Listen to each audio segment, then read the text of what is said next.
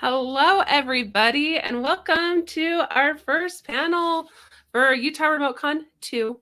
We have been working super hard, and we're so excited to be starting off Utah RemoteCon. We're also really excited to be starting off with this panel, Mental Health and Pop Culture. We did it last RemoteCon, and it was excellent. Everyone was super open, and it was just a great discussion. So we're really excited to have this talk again about how pop culture can affect our mental health for positive or negative. So before we get started, I just wanted to mention the charity that we're going to be focusing on this Utah RemoteCon. It is the Juvenile Diabetes Research Foundation, which helps for the research of type 1 diabetes in youth. So if you can donate, we're giving away a raffle prize at the end of all the panels, but this one we're going to be doing a cute little print from the Video Game Detroit and a $10 Mountain Donuts gift card, which is a local donut place in Ogden, which is like fantastic. They are super awesome donuts, and it's a great prize. So yeah, donate to our raffle. I'm going to put up, I might put up, we'll put up the, what's the word I'm looking for? We're going to put up the link so that you can donate. That's the word. It's super easy. And then at the end, we'll be pulling a raffle prize winner. So tonight's moderator for this panel is going to be Erika Startup. So I'm going to add her in, and then she's going to be able to add in all the panelists so that we can get started. So it's going to be an awesome panel. It's going to be an awesome con. So thank you guys for coming, and thanks for joining us tonight. Hi. Hello. Beautiful intro, and goodbye. Okay, well, let's get started. We are going to have, let's see, who's first in my list. We're going to have Tracy Mangum joining us. So I am Erika. I am part of the Let Us In, and I'll be helping to moderate, answer questions. We'll add in Val, and we'll add in Blake, who's coming. And we do have one other, which is Lindsey from Cutscenes and Cupcakes. She will be joining us just a few minutes late. So let's go ahead and get started on some intros. Tracy, go ahead and introduce yourself. I'm Tracy. I'm with the Movies That Make Us podcast with Ms. Valerie. We just recently did our 100th episode, so super excited to be here and excited to be part of RemoteCon 2. Oh, dude, that's so exciting. 100 episodes. Right? Val? I'm Val, and I'm also with Movies That Make Us and also our Disney podcast on Stolen Droids called Multiplane Podcast. And so this week is going to be really fun. A lot of fun Disney news that we'll be talking about in our little live episode, but I'm super excited. I'm really excited for those. I love talking about all of the different kinds of news that pops up. It just makes you so excited for the years to come. And Blake? Hi, I'm Blake. I'm with the Let Us In podcast with Erika. We have not done our 100th episode yet, but we're building up to it. Soon we'll be there. We've only got like 90 more to go. Yeah, 90 more. And then we'll be set. So it's a TTRPG podcast. We play a different system every season. We did Mouse Guard the first season. It was a lot of fun. And we just started doing season 2 with Arium. So it's a lot of fun. Check it out. I'm really excited. So session 0 happened where we created the world, and then season 2 starts January 4th. It's going to be great. No, not January, June. I don't know months or days or years because of this pandemic. Time means nothing. Now. Exactly. Time means nothing. So as Steph already mentioned, that this is our mental health and pop culture number 2. So I have some questions already kind of pre-prepared. They're very similar to last year's, but we know through the pandemic and everything that's kind of going on, we all have some new opinions and some new ideas. So I'd love to re-go over some of those questions. So the very first one that we have is, how has pop culture helped you overcome the difficulties of having a mental illness or being a caretaker for someone with a mental illness? So if you have an idea. Go right ahead. I'll jump in and also be a little controversial because that's how I roll. I really love the movie Iron Man 3. And I know a lot of people don't care for that movie, but it's one of my favorites. And it's because you see superhero Tony Stark. He's just like bigger than life guy that always has everything together, fall to his lowest of lows and just basically break down as a human being. And I think with someone with mental illness like myself and having depression, and I've felt like that before. So me to see one of my superheroes that I look up to, like I love Tony Stark, I love Iron Man, he's one of my favorites. And just to see him crumble and fall and have those moments where he doesn't know what to do next. And then he has to figure it out and then eventually lean on people and ask for help, even if it's from a 12-year-old little boy. Like it's, to me, that's why I love that movie so much. And that movie helps me a lot. That makes a lot of sense. Iron Man 3 is not controversial. If you had said Iron Man 2, would be I don't know. This is the thing. People come to me when I say I love Iron Man 3 and I don't care for Iron Man 2. That's where the controversy, I bet there's a whole bunch of people watching and they're like, I hate Iron Man 3.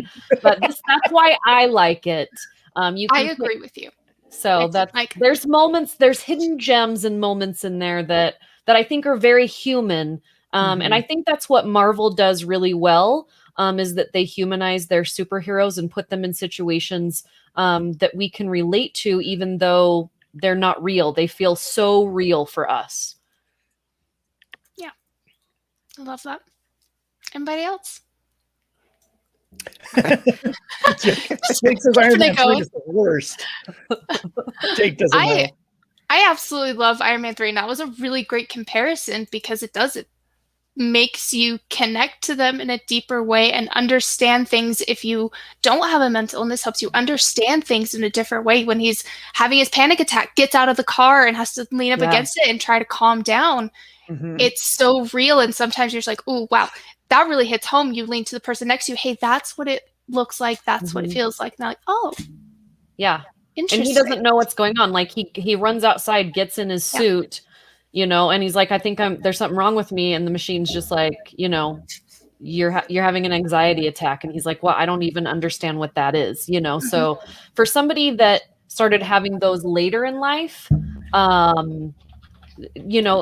scenes like that are super helpful. I think that Spider-Man does a really good job also for me. Just he trips and falls over himself. I think that Into the Spider-Verse is also a really good movie about trying to figure out that you're okay with you. And I think with adolescence, but as an adult, like I watched that movie and I'm like, dang, Miles, like you got me right here, because it's figuring out who you are, figuring out who you are in the world around you, and then if you're good enough. And then when they say, anybody can be this way, anybody can be a superhero in their mind. It doesn't mean you have to have superpowers, but just like owning who you are and being okay with that in your instance. I think, that may not be a mental health problem, but I think it's the start of one. If you don't know who you are, if you don't know your worth, it's going to lead you into a direction of, fear and hate and anger. So I took a Star Wars quiz the other day and I kept getting Anakin. So I'm really concerned about myself. You're okay.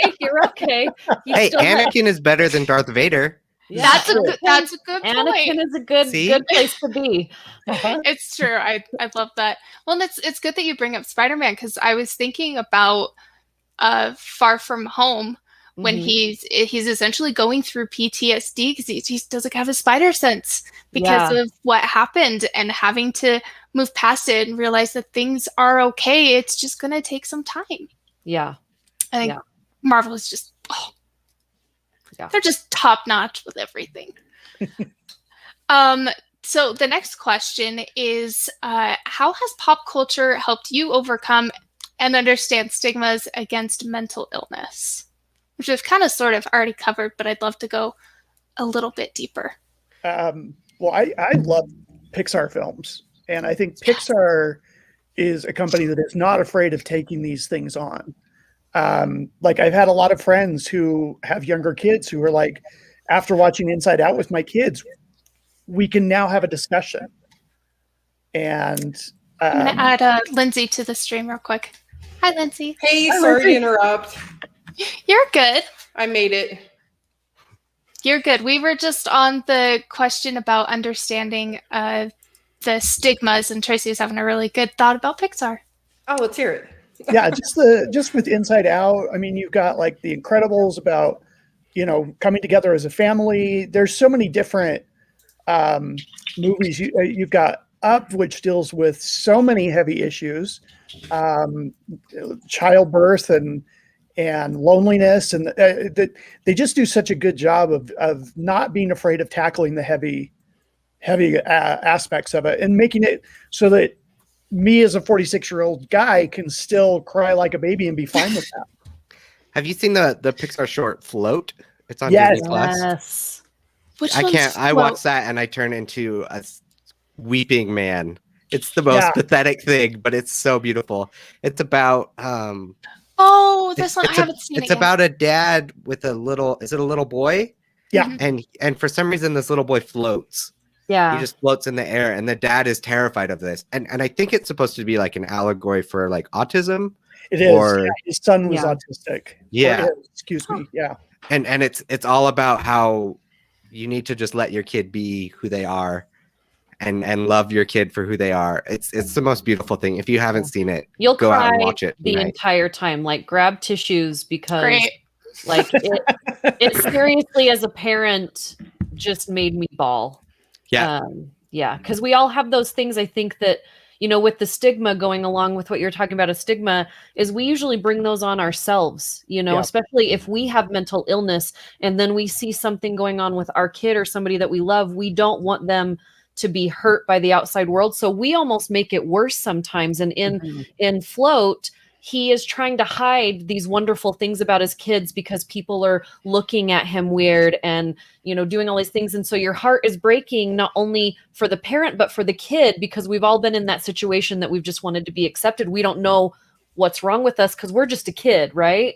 So sometimes I think that, people with mental illness, and I can say this for myself, is sometimes we make the stigmas even worse when we're trying to get through it ourselves because we don't want people to look at us that way. Right. And right. so it's hard to get to the point where you're like, you can stand up and say, I have mental illness. That's okay. And let's talk about it. It's a big part of someone. So, I always tell people if you're not there yet, it's okay. But I'm so glad you brought up Pixar because there are so many great stories in Pixar that can help mental illness. Absolutely agree. And Pixar, so good. I watched Soul the other day. Oh my gosh, that was so good. Have you watched the new short, 22 Yes! versus the Earth? It's so hard to no, you don't want to find what everything. Stay here with me. It's like, it's okay to not know who you are, what you're doing. Spoiler alert, children, adults don't either. Just don't. Most of the time. I love that. Pixar is absolutely phenomenal at their story work. It's fun to go and watch I don't remember exactly what's called, but it's like the behind the scenes of the people who create the stories and how they take things from their personal life and implement it into their stories. And that's why it's so personable to everybody, because it's written by real people and their life stories. So that's absolutely beautiful. Has there ever been a specific character that you relate to in any of like these Pixar or Marvel movies, anything like that? So I have one, and Val actually reminded me of it when she was talking at first. She said, "You feel like you're not good enough," and to me, there's no better person in the world than Samwise Gamgee. And so I was going to read his little speech. I think it's in the second movie, when he's talking to Frodo. Frodo says, "I can't do this, Sam." Sam says, I know, it's all wrong. By rights, we shouldn't even be here, but we are. It's like in the great stories, Mr. Frodo, the ones that really mattered. Full of darkness and danger they were. And sometimes you didn't want to know the end, because how could the end be happy? How could the world go back to the way it was when so much bad has happened? But in the end, it's only a passing thing, this shadow. Even darkness must pass. A new day will come, and when the sun shines, it will shine out the clearer. Those were the words that stayed with you. That meant the most, even if you were too small to understand why. But I think, Mr. Frodo, I do understand. I know now. Folks in those stories had lots of chances of turning back, only they didn't because they were holding on to something. What are we holding on to, Sam? That there's some good in this world, Mr. Frodo, and it's worth fighting for. You just make me cry with just that. I think that's the perfect example of good versus evil, of not feeling worthy, not feeling able to accomplish the struggles in your life. Yep. But there is good in this world, and it's worth fighting for. It's worth fighting the inner turmoils that you have, the mental anguish that you might have. It's worth the fight because of the goodness that there is in this world. I think Sam is my favorite example of that. Yeah, and if you don't mind, I actually kind of want to use Lord of the Rings still. So I have incredibly bad anxiety, and I've recently started going to therapy.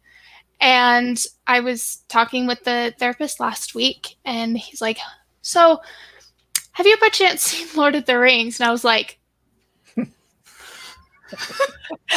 yes, I have. He's like, well, so do you remember Two Towers? I was like, yes, I do remember Two Towers. And he says, well, what's really cool is when you meet King Theoden, and he's on his throne just looking a mess, tormented, and he's under the control of Saruman and Wormtongue. And he's like, I'd like to compare anxiety to that. So you are Theoden. You have been under this anxious spell. You are tormented by these other things that are around you. What we're looking for is your Gandalf to come in and break the spell. I was like, I've never related something so hard. And so it's been fun going back and watching Lord of the Rings and seeing the comparisons to mental health and how cool it is, especially with Sam, and his little speech gets me to cry every time. And so it made a huge difference to see something that I absolutely love and adore with all of my heart being compared to something that made me feel better and understand myself. So that was awesome. Yeah. If I could just add on to that, like, it is so important to have things you relate to. Like, because if you feel like you don't have people you don't relate to, that's not true. 1 in 5 people have mental illness. You just don't know it yet. But if you are feeling particularly alone, having a character that you can relate to is just amazing. I watched Legend of Korra for the first time this year. And after she gets completely obliterated in battle, she has PTSD and she's depressed for a long period, like longer than I thought they would show. I thought like, oh, it'll just be 1 episode and then she'll bounce back. That's just how these things go. They just show it for an episode or 2, but they were really gutsy and they showed it for like a season or 2 that she was just struggling and not okay and had to find herself again and re-identify herself in terms of, what she was and wasn't capable of. And so that's just one character that I relate to. And I love your therapy story. I've had experiences like that where I'm like, yes, I am the doctor, but like, Yeah. It just really, it makes a difference having these characters that you can see yourself in and see even other people like caretakers in, and you're like, oh, I see they're getting burned out just like so-and-so, or, it's pop culture has really helped me kind of understand where mental illness and mental health kind of have a place in this world and where they have a place in my world. Well, and I think it's important to remember too is that, the writer of Lord of the Rings and The Hobbit was just trying to deal with his PTSD from war. And that's where all of these, these characters and these stories came from, and finding that thing that you can do that can be your Gandalf, whether it's writing, whether it's podcasting, whether it's painting, talking to a friend, walking your dogs, watching comic book movies, like finding that thing that can pull you back for a minute, and really help you, deal with your emotions is very important, and just like trying everything. I think, one, if we go the other route, Jessica Jones, that whole, that whole Netflix series deals with pretty dark, deep, seated depression and lots of issues, right? And for them to take that on and to be that dark and that real and that gritty with it, and almost every character that she interacts from, Daredevil to, everyone that comes into her world, or she ventures into theirs, they all have something going on. You know what I mean? They're all dealing with some sort of mental illness, some sort of, hindrance that they're trying to get past, and they're trying to figure it out on their own. And I really liked how sometimes it was hard to watch like too many in a row, because I like to binge things, but like sometimes watching that, it was really hard for me. I had, okay, I'm going to watch 3 episodes and then I'm going to watch Moana, because like I need a cleanse, the palette of, because they just really went with it, and so I really thought that series was fantastic, because they really did go for it. But it is one of those that can be a little bit of a trigger if you're dealing with some similar issues. But I think for me, like, I'm not an alcoholic, but I think a lot of us we might have someone in our life that has, that we don't know what they're going through, and they might, they're addicted to something, I was addicted to work for a really long time, and it can take you to the same place. So just seeing that and saying, you know what, I maybe wasn't treating this person that I know that has this correctly, because they may have been going through this. Like, you learn so much by watching these stories just so you can help someone else. That's an excellent point.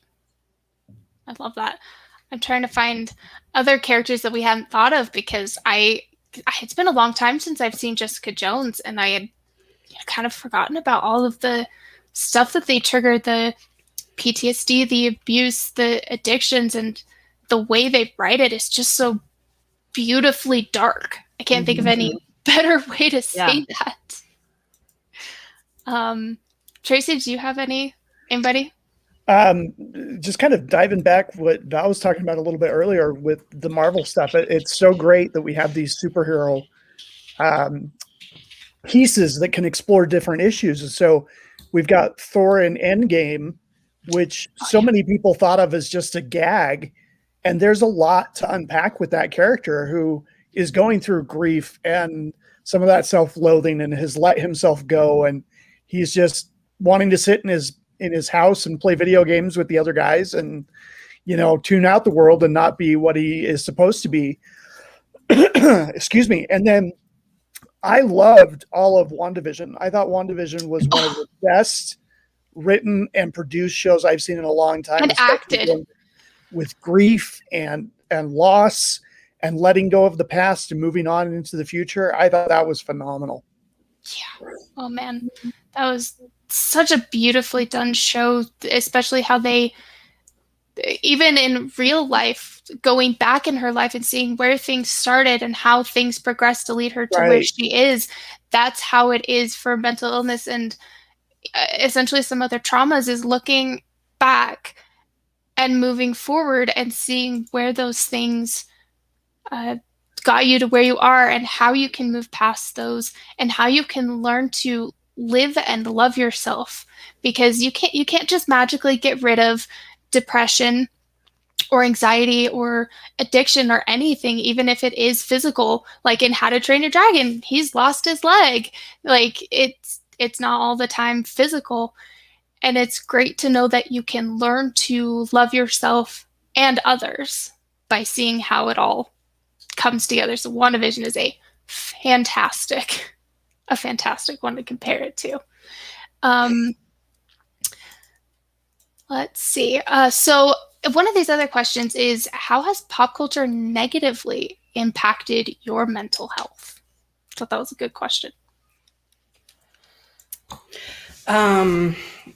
Something I read an interesting article about this, and it kind of really helped me understand what I was going through when I watched things like this. But like when true crime goes into mental health and they kind of like sensationalize it and they're like, oh, was she murdered? I'm like, no, like she was clearly mentally ill, and you are downplaying that and exploiting it for the wrong reason. It's not an unsolved mystery. It's not, you know, a whodunit. It's like, we actually did lose someone to suicide, and that's, you know, heartbreaking. And why are we watching, or why are we making a television show that's about that, you know, and making it something that it's not, and ultimately not even addressing it when, you know, when they're like, at the end of the show, they're like, oh yeah, and she was bipolar and had, you know, many issues, and, you know, but we're not talking about that. It's just like, don't sweep that under the rug. Like, at least address it in a respectful and educational way. So that's like, and I'm a huge true crime fan, so I run into that pretty often. But it can be done right. And I have seen it done right on rare occasions. This is not true crime at all. I would be terrified if it was true crime, but I think of The Haunting of Hill House. That was an excellent way of just being like, oh, these characters have struggles and mental illnesses and substance abuse and all these different things, but they, you know, and it's just, the tone of it is so different compared to like when I see, you know, something scary that's about mental illness, but it's just exploiting it. Yeah. Interesting. I think for me, I don't watch a lot of those shows specifically for that, because I feel like every time we have a character or a superhero or a movie about someone with mental illness, it goes to this extreme, into this bad place. This crazy person has done these things. Like I'm going to probably get hate mail for this. Harley Quinn, for me, is such a beautiful character that has been, that they have a chance now to open some doors for some people to understand more about who she is, instead of just calling her a crazy person, because she's been through a lot. And I think the DC universe, you know, when Joker came out with River Phoenix or Joaquin Phoenix, I think the public made me more angry when I watched that movie, because they didn't get it. I feel like they missed the whole thing about that movie, when he's sitting in the office with his, you know, therapist, and or with his caseworker, and he's trying to go see another therapist or get medication or something, and there's just not enough people. They're shutting down the program. So what is he went to get help. And I have friends that try and go get help through the state, and there's just not enough people. So there were some very hard-hitting facts in this movie, and with Harley Quinn in another movie, and a lot of DC movies, that it's fun because there are superhero movies, but I think it just irritates me because people miss the whole thing. You know what I mean? I don't want to be called crazy because I have a mental illness. I would like to see some superheroes out there that have different, you know, issues, that are not killing people, that are not haunting people, that are not breaking out of asylums, that, you know what I mean? Like, those characters are fun. I'm not saying take away everything now that we understand it, but to define it. We have an opportunity now to tell more stories and to create more storylines that go with these issues that almost every single superhero comic book character has. Like, if you break it down, they're all doing what they're doing because something bad has happened to them and they're trying to figure it out. That's an excellent point. Like name one that's not like that. You know, you're displaced, or your parents are died, or you became super, or whatever, and you're trying to figure it out. So I would like to see I'd like to see some movies with some crazy people in it that aren't committing crimes. You know what I mean? That aren't, it just, yeah. Yeah. It's a really interesting way of putting it. And hadn't thought too much about Harley Quinn, but I just watched Birds of Prey as well, and now I'm like, this, yeah, I'd love for that to I be mean, how many addressed. times do they call her some other, Mad, like crazy. mental illness name that they throw out at people? You know what I mean? Like it's, yeah. I mean, if I was a person that had schizophrenia or, one of these things that people, it's so hard to deal with every day, and I would go watch that show, I might connect to her and feel like, okay, that's me. But then everyone around her is basically, just calling her crazy and other things I can't say on the show, or Jake will get mad at me.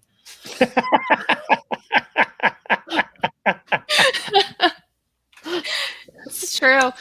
Well, Jake doesn't like Iron Man 3, so I say we can do what we want. I know. He also didn't like WandaVision. That's true. Double strike. We're gonna move past what he doesn't like. I don't want him to fire me in my podcast. There's an interesting comment, if I can jump in, Erika. Yeah, absolutely. And I was thinking of Cyborg when I said something has happened to you. Like his character in the Snyder Cut for me was when they jumped into everything that he was dealing with. I now understood more about who he was because they jumped into that emotion, into that mental awareness. And I mean, his character has so much depth, and I want to see more. Like, I just want more. They have a chance to tell a story in these movies, like have his own movie. He's got enough content. Yeah, that's one of the few things that I really liked about the Snyder Cut. I had some issues with that edit, but I did like the fact that Cyborg in the original cut was just kind of a side character, and now he's kind of the heart of this whole film, and carrying so much weight and having to deal with losing his humanity and putting himself back together and dealing with the death of his family. And there was some really beautiful moments in there. Well, I guess I gotta watch it now, huh? That makes you two of haven't us. seen it? You can just fast It's forward. bits and pieces. I don't have to, but I should. break it into pieces. Yeah. I wanted to talk real quick, Yes. kind of going off what Val was saying about seeking professional help. I think that's something that can be a negative impact with pop culture, is that you don't seek help and you replace it with pop culture. I'm a really avid fan of Twitch streams. I watch people play video games, and people will donate to Twitch streamers all the time, and they'll say something along the lines of, I've been suffering from depression and your stream has really helped me through this. And just sitting in and having a friend, to watch the game, that's all well. And I think that's great that they have an outlet and they have a coping mechanism. But the streamers, like 9 out of 10 times, will say, thank you for the donation. I'm glad I can be help. Please don't replace me with a professional. Go and seek professional help.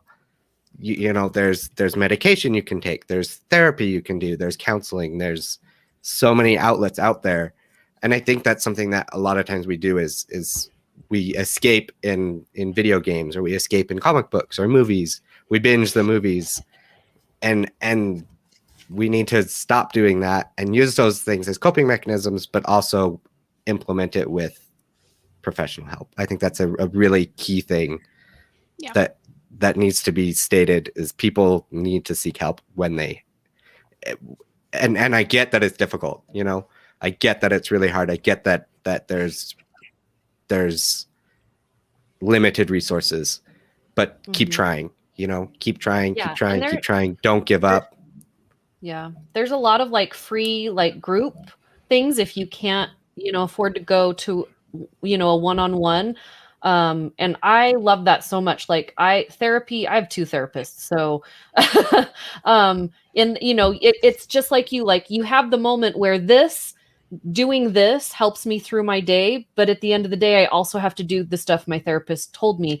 Right. And one thing that I thought was great is in Falcon Winter Soldier, they start the series right off with Winter Soldier talking to a therapist. Right. You know what I mean? And I think for me, that's huge. Like having a man that's a superhero and a villain sitting in a room with a therapist is a big message, because I think, it's hard for women as well. But I think, men, especially here in Utah, which is where we are. If you're watching outside of Utah, you might know, but like men's suicide here in our state is super high. And, and I think letting males know that it's okay for them to go to talk to someone, whether it's your therapist or whether it's a group session or whether, it's, I don't know, somebody at your church, like somebody, like, to let it out, whatever you need to do. I think definitely I agree with Blake, like talking to someone and using these things that we love so much as like a point to say, okay, I just need something today to get me here. But then, and I think what's been great about the pandemic, the one good thing is that it's made it so we can bring our therapist into our home. Yes. I do therapy sessions in my sweatpants, so in my bed. What was so neat too is I have a 19-year-old daughter who's going to be 20 in October, and she decided on her own to get a therapist during the quarantine. And I walked up to her room one day, knocked on the door and opened the door, and she had her laptop open. I said, "Oh, what are you doing?" She's like, "I'm talking to my therapist." And I'm like, "Oh." I shut the door, and I shut the door, and I was just like, hey, like this is, it can happen. Like, I know sometimes it's hard, depending on if you have insurance or don't have insurance. But like, if you can find somebody to talk to, it's super helpful. And not everything works for everyone, like the same things, but yeah, definitely worth a try. Do you want to shout out some of those free groups? I know there's NAMI Utah. Well, I've been to those meetings. Yeah, NAMI just so people great. know, like a few. NAMI's a great resource to go to if your kids are in high school. I do know that Granite School District, Jordan School District, they all have free after school group sessions. At least I know they did when my daughter was in school, that you can get from your counselor. As far as adults go, I didn't know I was going to give that information, so I didn't have it. Oh, I'm sorry. But I will find it and I will post it on this stream. And just make sure, like, if you come back to this comment section, I'll put some things in there. But if you go to NAMI, NAMI, who I'm actually talking to tomorrow at my other job, they're a great resource to start with, and just kind of go from there, because they've got a ton of resources, NAMI. But also, I mean, if it's, your kids or somebody younger, I know colleges, I know the University of Utah also have those resources.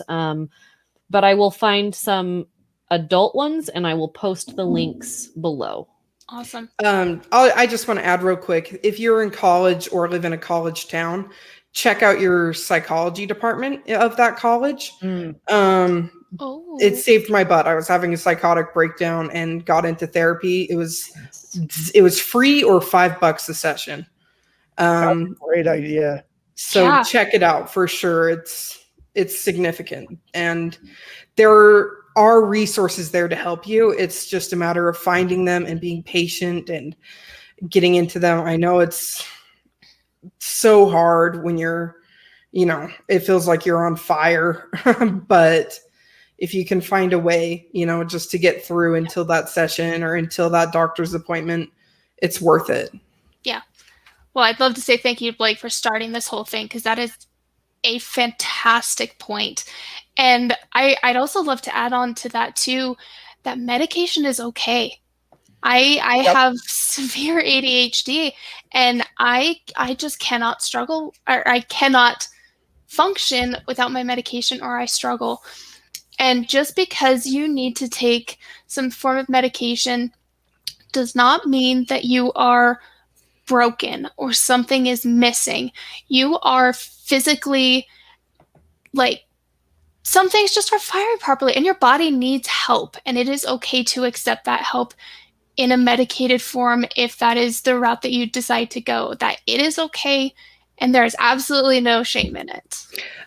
Something that I want to add, like if we have people who aren't in the medication area yet or thinking about it, there's a lot of misconceptions that go around on pop culture, social media about medications. Mhm. Most antidepressants are, if not all of them, are non-addictive. So Right. get that in your brain. And then, just I feel super strongly about it. There is no shame, and it saved my life multiple times. And I can't recommend it enough. But at the same time, make sure you're doing active things to work on your mental health as well. Yep. There's, therapy or whatever you think will help. Some people join hiking groups for the connection and the exercise, whatever it is that you believe in, pursue. Okay, I just posted a whole bunch of links. Yes. Sweet. Fantastic. Yeah. Thank you. I love that. Oh, I love these conversations. They're always so fun. It's so informative. I just want to add on to real quick that negatively impacted is gatekeeping. I absolutely hate it because I'm a massive Marvel fan. That does not mean I read every single comic, all of these other things, and seeing somebody that's like, I've really only seen the movies, but I absolutely love Marvel. I'm a huge fan. Somebody going, you're not a real fan because you don't actually know the Civil War storyline. And it's like, first of all, that is incredibly rude, and that hurts people who are trying to get into a thing. So if you're a gatekeeper, shame on you. Star Wars fans are the worst. Oh yeah. Oh yeah. I want to do this. I'm going to bring this in because I think this is very, so I have a lot of toys.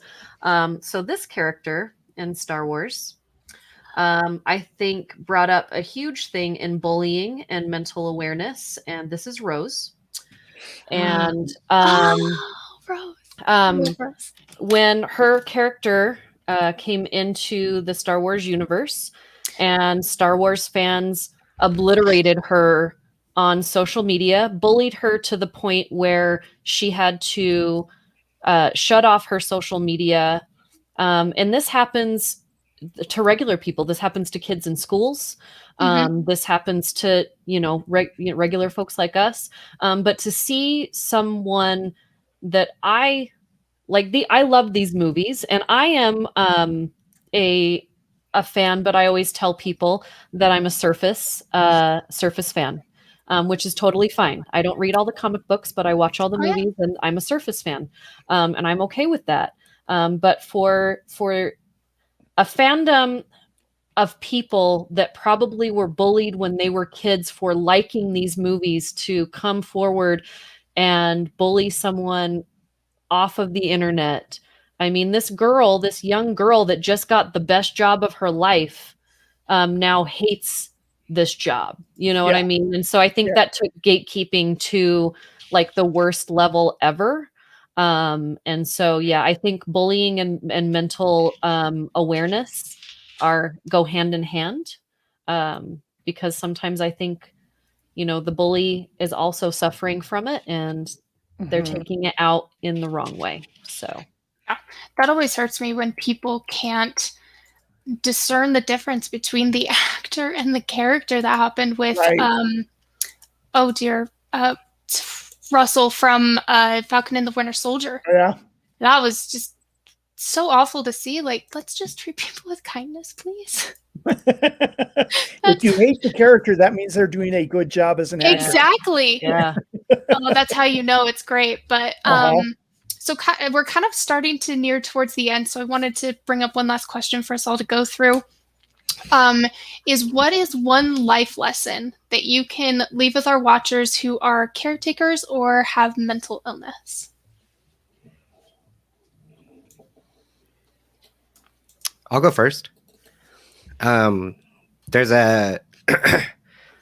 one of my favorite comics is All-Star Superman.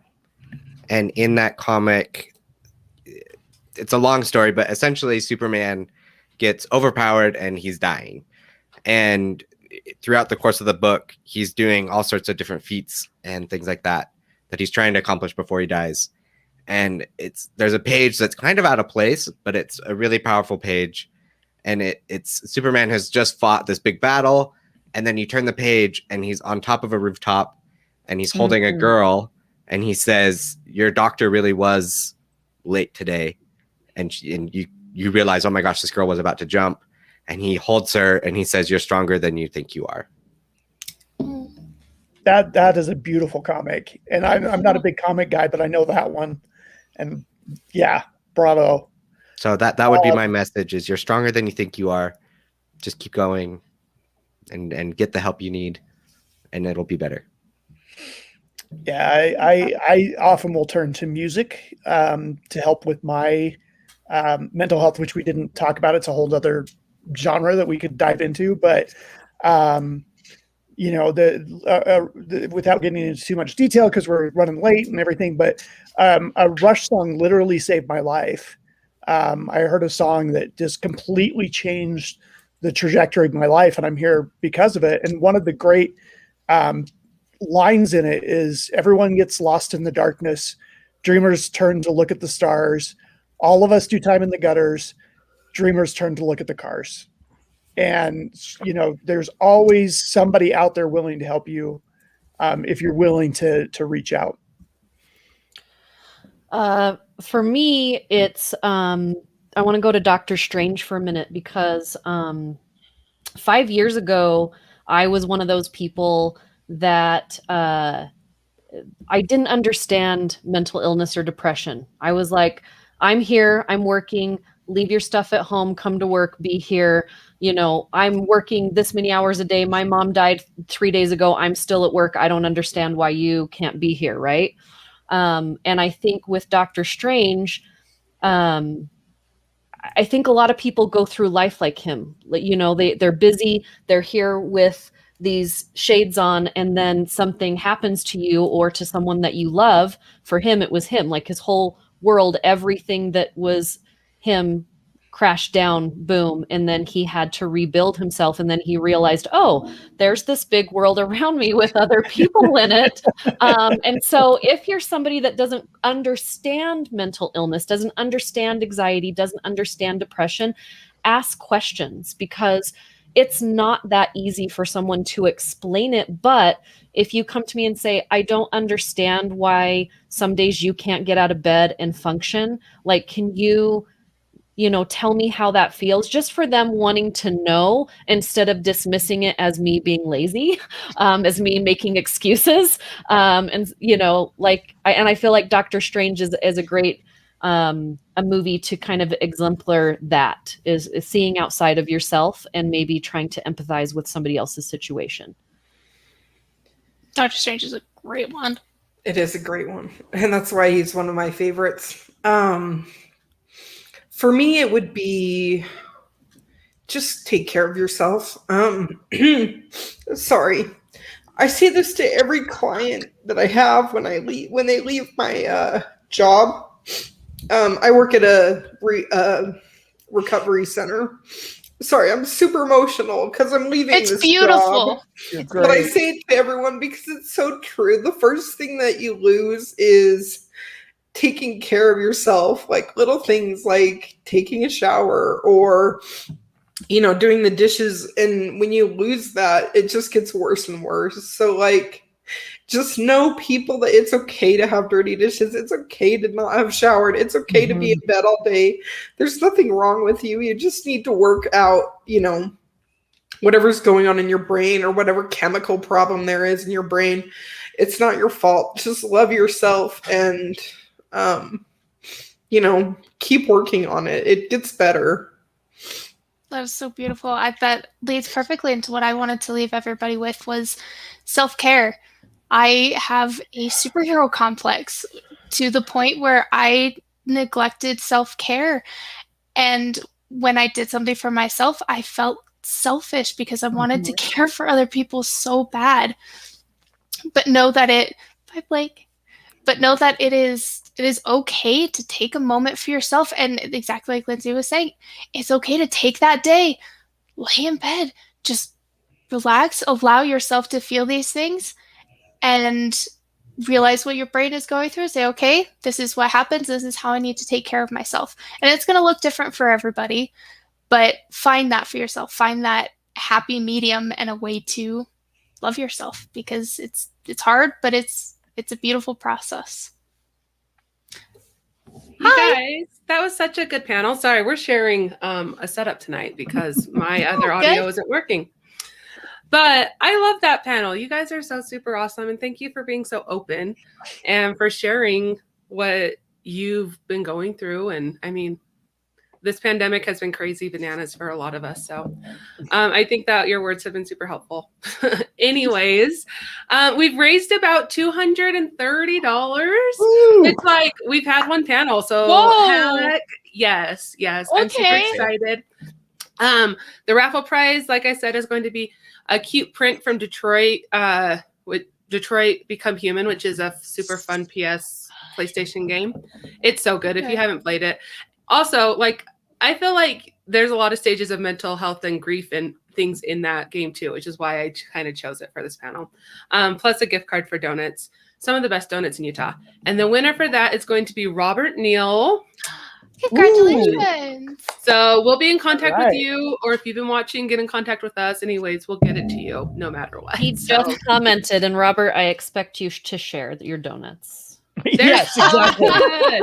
Robert, I mentioned restaurant this. Give me a donut. Demand payment. Like I said, thank you guys so much for participating. Thank you guys for watching. And then we have Mortal Kombat coming up next with Val and Tracy in that one too. So yes, I'm super stoked for it. Thank you guys. And then keep following us on Facebook and on Instagram to keep following the schedule, because we have so many awesome panels for the next 2 weeks. So have a good rest of your night. Good night. You guys. Thank you. Thank you. Bye.